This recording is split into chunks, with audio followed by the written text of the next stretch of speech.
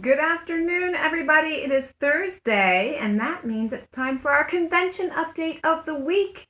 I've been so glad to get on here with you guys on Thursday afternoons and just let you know different parts about convention so you're a little bit more aware of what it is and what the parts are and why we do what we do.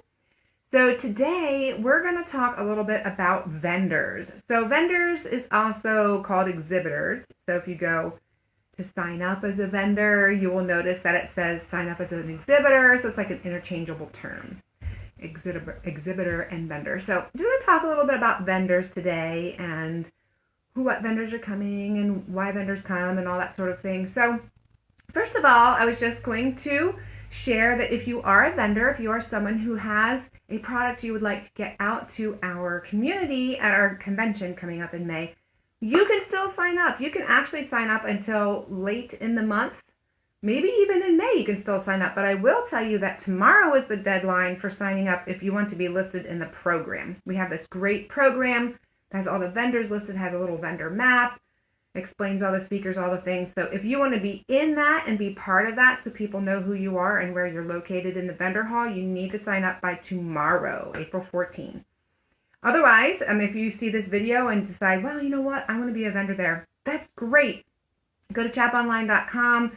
There's a convention tab there. It says sign up to be an exhibitor. Check it out there. You can sign up for another few weeks yet and come to a convention. We'd love to have you there. So vendors obviously are the people who are selling things, and there's different types of vendors that come to convention.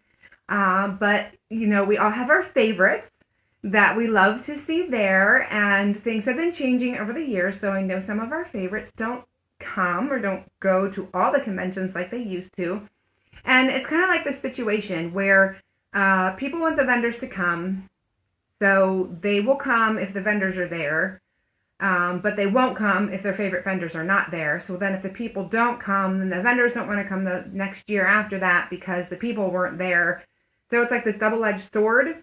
So it's kind of like this thing where the people and the vendors kind of need to work together. So when the attendees come and there's a volume of people, then the vendors are like, wow, this is worth my while. I've got to be there. So if you're ever wondering why vendors come or do not come, that's part of the reason. It's not all of the reason, but part of the reason is the amount of attendance. So if you're looking for a particular vendor to be there and they're not, you could contact them and say, hey, I know you've been at the CHAP convention before, why aren't you there? And you can just politely and kindly say, we'd love to see you there, we miss you, and that would say a lot, and I think that would be really helpful.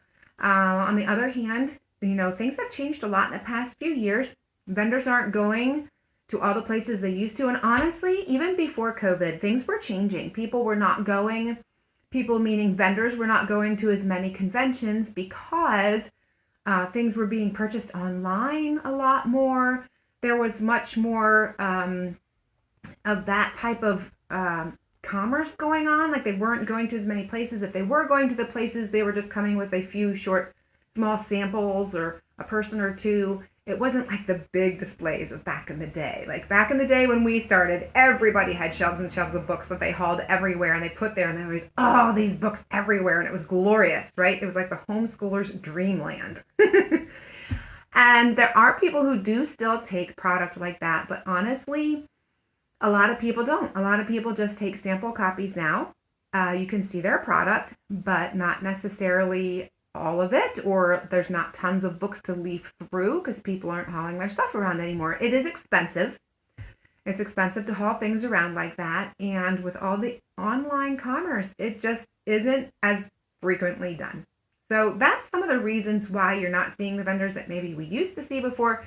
Some are trying a different business model and seeing if that works better for them, and it might not. Maybe they'll come back, but if you contact the people that you wish were there, the vendors that you wish were there aren't, maybe they would come back in the future. So I just wanted to talk about that a little bit so you understand why it is that some people come and some don't.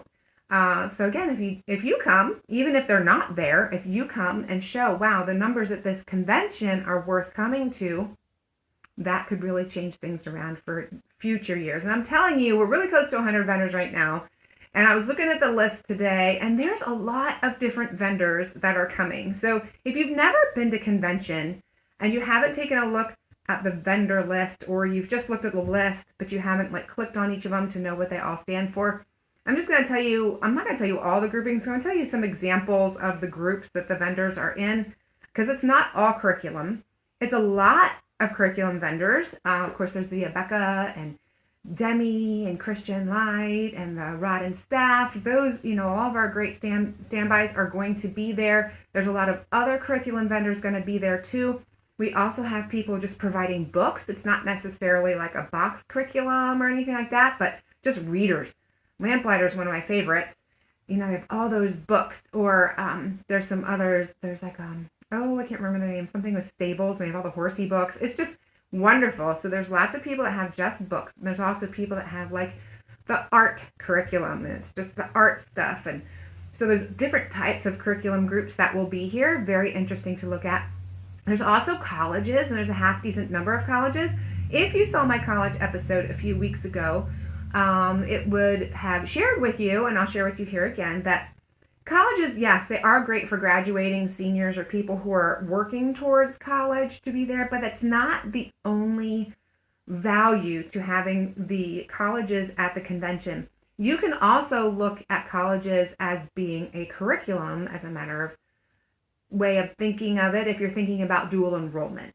So if your children are looking to dual enroll some classes, colleges can also be considered a source of curriculum because they would be teaching your children. So colleges will be there. There's Bible camps. So if you're looking for somewhere to send your child to a camp for the summer, or if you have a teen who's looking to be a camp counselor or a camp staff member of some sort, this is a great place to go to talk to some of those folks.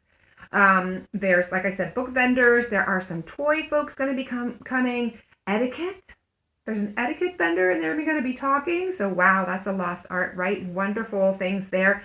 Timbali Crafts is going to be there, and that is where you get into like missions and outreach. There are like Operation Christmas Child is there, some other things. Timbali Crafts is a group of people who they bring over crafts and clothing and items that have been made by women in Africa, and it supports their well-being. So different types of missions things are there.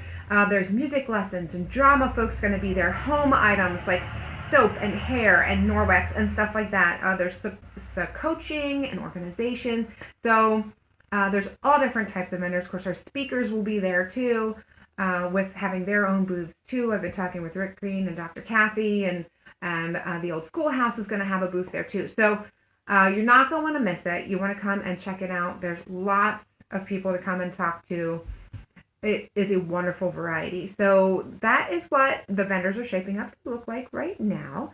And that is why you may not be seeing people that you've seen before, but a good suggestion is to write to them, and also come this year.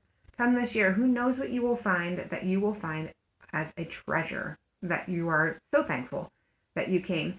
And then with greater numbers, we'll have greater vendors in future years. So thank you for considering coming. We're so grateful to those of you who have signed up already and excited to meet you. We pray that you will stop by the chat booth and talk with us, and that you will just, be so strengthened and encouraged by coming to convention. We have just a few short weeks until it comes. Today is the 13th. So we are exactly a month away from our convention. So we're very excited about that and hope to see you there. Next week, I'll probably be talking about food options, because that's always important to know. And I also will be talking about the layout, where things are. And of course, the wonderful, I kind of chuckle, the videos that I make on Thursday, the day before convention, to give you a little tour in the golf cart of where to go, so you know how to be prepared when you get there. So it's been fun doing these little videos with you to keep you up to date on what's going on with the convention, and I do hope to see you all there. Thanks for tuning in, and we'll see you on Tuesday when I interview Deborah from the old schoolhouse. So looking forward to that. So tune in later. Have a great weekend. It's getting steamy here. Don't know what it's like where you are, but it's good to be with you today, and we will see you again next week. All right, bye.